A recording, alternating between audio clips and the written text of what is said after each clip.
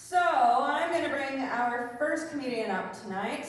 He's a very dear friend of mine. He's so funny. He got started at the same Indigenous open mic that I did. So, let's give a warm welcome to Jeff Gobeil.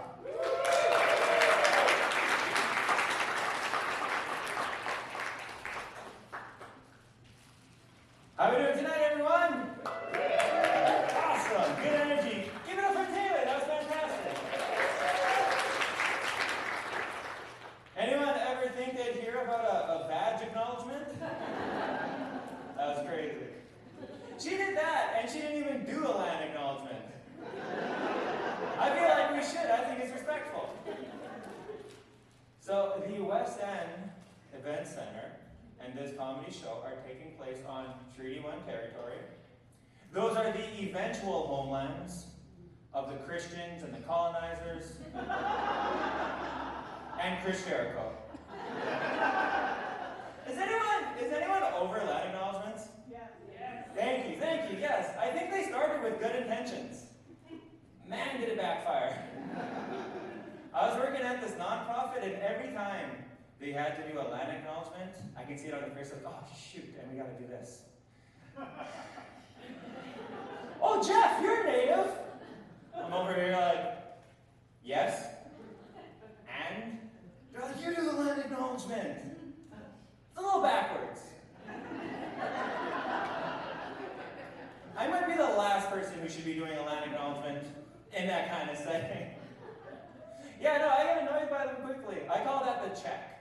Anytime a land acknowledgement's going on, you'll see someone like look around the room like, maybe, yeah, this sucks. Yeah. Oh shit, Jeff's here. It's amazing, this is good, love land acknowledgements. It's the best though. I'm a social work student at the University of Manitoba, and we had this African professor, first time teaching here in Winnipeg, and he had to do a land acknowledgement, and he's looking at it, he's like, what is this? And we were all like, what do you mean? He's like, Treaty 1, what is that? And we're like, the land that you're on. He's like, oh, I have to acknowledge it. God bless Treaty 1. Don't bring God into this. That's how we got in this mess. How are we doing, everyone? This is fun. You guys are good. Give it up for yourselves. Awesome. Thank you to the West End Resource Center. Like I said, I am a social work student. I refer so many people over there. Give it up for them too, please. And any employee in the room, you guys do incredible work. I love it. So yeah, let me start off by introducing myself. My name is Jeff Gobeil. My father was a Métis man from a southeast community, and my mother was an Indigenous woman from up north in Poplar River First Nation.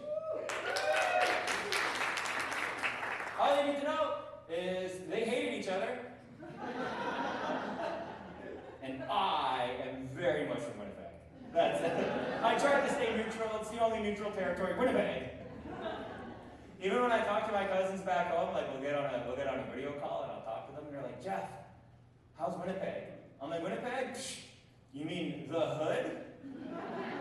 Oh yeah, I'm from the hood. From the hood. You talk to a hood native here. My cousin's like, wow, the hood in Winnipeg? It's all the stabbings and the goings on, the gangs? Jeff, what hood you from? South Osborne.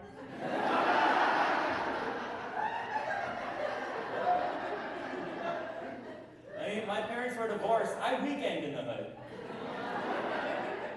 Friday night, Saturday night, laying side. Indoors, laying side. My dad refused to let me up. Oh, that's amazing. You guys are so fun. This is the thing though, I'm dating a lawyer, and sometimes I'll tell her stories like that. I'll tell her stories from my childhood. And she'll be like, maybe never repeat that again. That was illegal.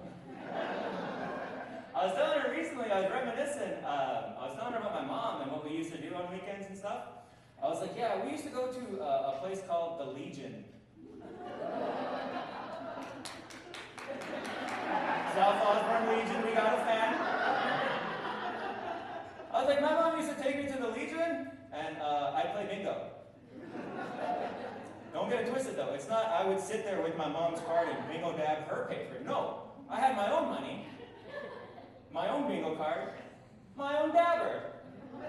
I would sit there and play. The thing that my mom I loved her, still love her, a little bit absentee. Because one weekend, I won 120 cash. I went, bingo! And they're like, oh, the kid in the front, they just gave me the money. No one questioned it. It was 1998. What are you going to do? This is the thing, though. I went home and showed my dad the money. And he's like, your mom's giving you 120 cash? Is she crazy? I was like, she didn't. I won it at bingo, mom time. But I was like, what is she doing with you? I was like, nothing. The thing, though, CFS rules dictate if you obtain money with the other parent, like during their time, the money stays with them. So the next weekend, I had to go give my mom the 120 cash. And for my birthday, I got 5 of it. I was like, what is this, treaty days? Thank you. I'm also celebrating next Wednesday. Next Wednesday, I am celebrating 20 months sober.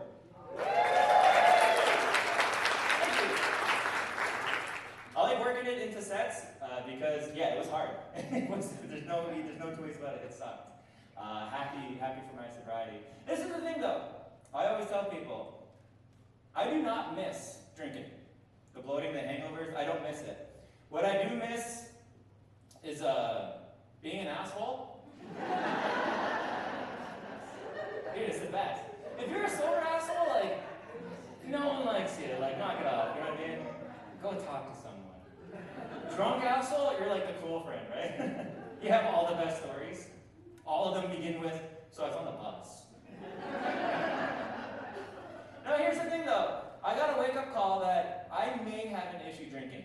In 2014, I was with all my buddies, and we were tying one on, and I had this great idea. Seemed great at the time. I was like, what if I just run?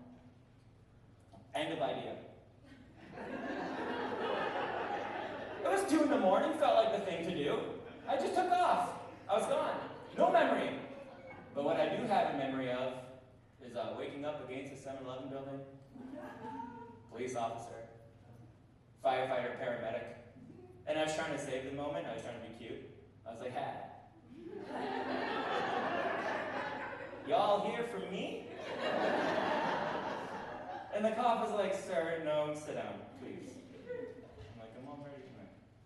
He was like, you know where you are? Slurpee Toba. He's like, sir, you're going to need to take this seriously. The only reason that you're not in handcuffs is because your sister called a missing persons report on you. He found you. And I was like, oh, shit.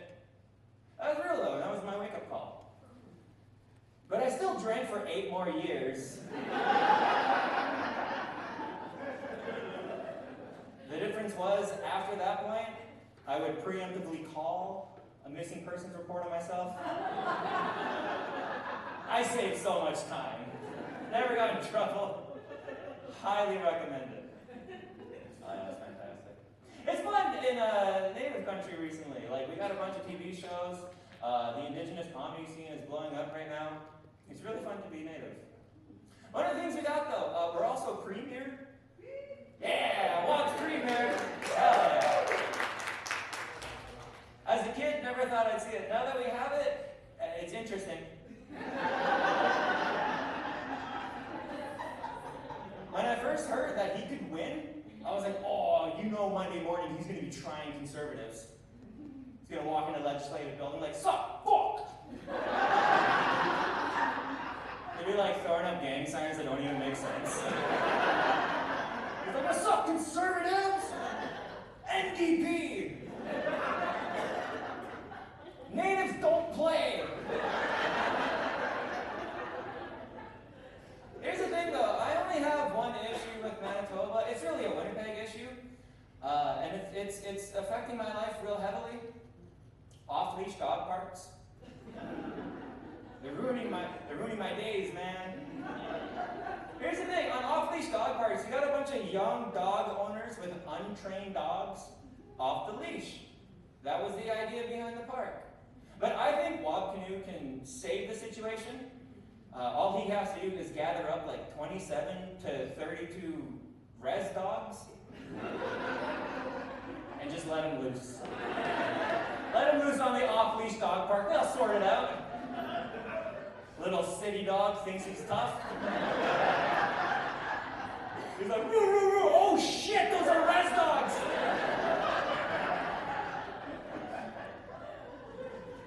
This is your territory. This is your tree. We're sorry we took it in the first place. The idea of a city dog doing a land acknowledgement entertains me to no end. This is the thing though, in Native culture too, like I said, we also have movies, lots of shows coming out, and they even just dubbed Star Wars officially into the language, into Anishinaabe. Did anyone watch this? Yeah, it's amazing. When the trailer came out though, I was blown away by Native Chewbacca.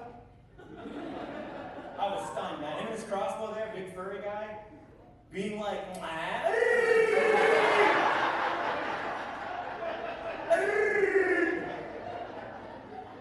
you guys are amazing. I'll leave you on one more. If you guys get the opportunity to, grow up Native. Just do it. It's really fun. The reason I recommend it, the reason why I had so much fun with it, is because I think Native girls look so sexy in that traditional garb they all wear. You guys know, the basketball shorts. I've been Jeff Gobeil, thank you so much.